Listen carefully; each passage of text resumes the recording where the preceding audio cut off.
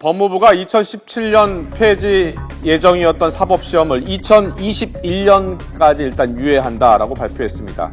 존치하겠다는 건데요. 그동안 예비시험 도입이나 별도의 연수기관 설립 등 다양한 의견을 모은다는 계획입니다. 오늘 법무부의 발표 내용부터 들어보겠습니다. 법학전문대학원이 소기의 성과를 거두면서 정착 과정에 있으나 제도로서 도입된 지 7년 정도 경과하여 현 단계에서는 국민의 기대에 부응하는지 판단할 객관적 자료가 충분치 않고 좀 더 연구와 분석이 필요한 상황입니다. 하지만 이번 법무부 발표에 대해 사법시험 존치를 주장하던 측과 폐지를 주장하던 측 모두가 미봉책이라고 비판하고 있습니다. 이유는 바로 4년 뒤에 또다시 이런 논쟁을 반복해야 하는 것 때문입니다. 공식적으로 사법시험 존치를 주장했던 대한변호사협회는 법무부의 사시유예 폐지 유예 입장에 대해 실망이다라고 밝혔습니다. 네, 그렇다면 로스쿨 출신 변호사들의 입장은 어떨까요? 이쪽도 역시 부정적입니다. 많은 학생이 사시 폐지 때문에 로스쿨을 선택했는데 사시 폐지 유예 결정은 정부가 약속을 어긴 셈이다라고 비판했습니다. 대체로 이해 당사자 간 의견이 첨예하게 대립하고 있는 가운데 이 한시 연장이라는 이 제3의 길을 선택함으로써 일시적인 미봉책이라는 의견이 큰 상황입니다.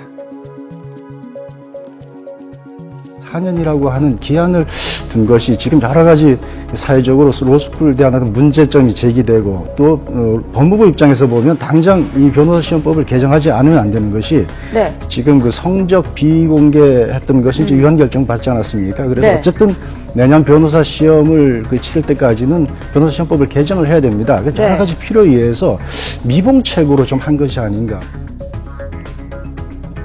사법시험의 존치 문제, 바로 법학전문대학원, 이른바 로스쿨의 도입 논의 단계에서부터 찬반 논란이 끊이지 않았습니다. 로스쿨 도입 논의는 지난 2003년 노무현 정부 때로 거슬러 올라갑니다. 2003년 6월 청와대가 사법개혁의 일환으로 로스쿨 도입을 추진했고 2년여 동안의 논의 끝에 2005년 도입이 결정이 된 겁니다. 이후 80여 차례가 넘는 공청회를 거쳐서 2009년 3월 전국 25개 로스쿨이 문을 열게 됐습니다. 당시 사시존치 주장이 끊이지 않자 법안에 사법시험 유예 조항을 넣었고 이 사시존치 논란에 불씨를 남겨두게 됐습니다. 네, 이 로스쿨은 고시 낭인을 없애고 전공에 관계없이 누구나 법조인이 될 기회를 주자는 취지에서 설립이 됐습니다. 2010년부터 매년 사법시험 합격자 수를 단계적으로 계속 축소해서 2017년에 시험제도 자체를 완전히 폐지하겠다는 게 애초에 정부 계획이었습니다. 하지만 로스쿨은 연학비가 2천만 원 안팎에 달해 도입 당시부터 현대판 음서제라는 비판에 직면했습니다. 고시낭인이 없어진 대신에 저소득층, 소외계층의 신분 상승 통로가 막혔다는 여론도 높았습니다. 로스쿨 같은 경우에는 한 학기 학비를 1,000만 원이 돼야 되는데 일반 서민 입장에서 그 1,000만 원을 어디서 그렇게 말을 해서 그걸 낼 수 있겠어요?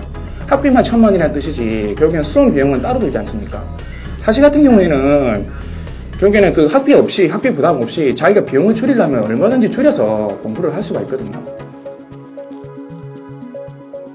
법무부가 사법시험 한시 연장 쪽으로 가닥을 잡은 것도 양쪽 의견을 모두 반영한 절충한 성격이 강합니다. 정부 입장이 공식화함에 따라 이제 공은 국회로 넘어갔습니다. 현행 변호사 시험법은 2017년 12월 31일 사법시험을 폐지한다고 규정하고 있습니다. 사법시험 시행을 연장하려면 이 조항을 없애고 대체 조항을 신설해야 합니다.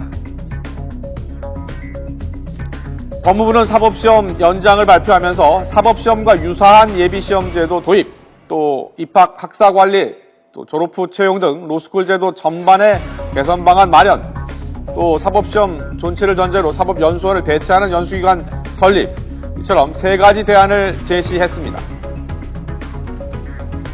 이 가운데 가장 주목받고 있었던 게 첫 번째 안이었습니다. 바로 예비시험 제도입니다. 사법시험에 준하는 별도의 시험 제도를 마련해서 로스쿨에 갈 형편이 안 되는 사람들에게도 변호사 시험을 볼 수 있는 자격을 주겠다는 것입니다. 하지만 이 역시도 로스쿨 제도와 양립 가능한지는 아직도 논란의 여지가 많습니다.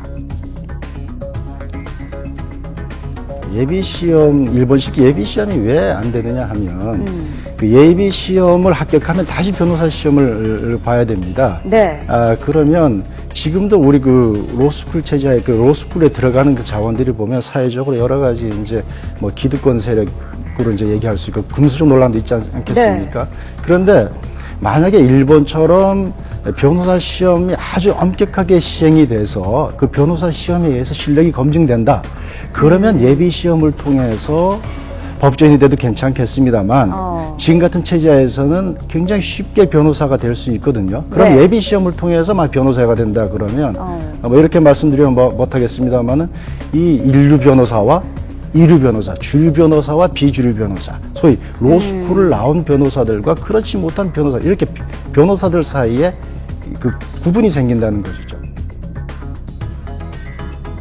법무부가 오늘 사법시험 유예기간을 늘림에 따라 사법시험 존폐를 둘러싼 논란이 4년 더 연장될 것으로 보입니다. 무엇보다 합리적인 대안을 만드는 것이 지금 시급해 보이는데요.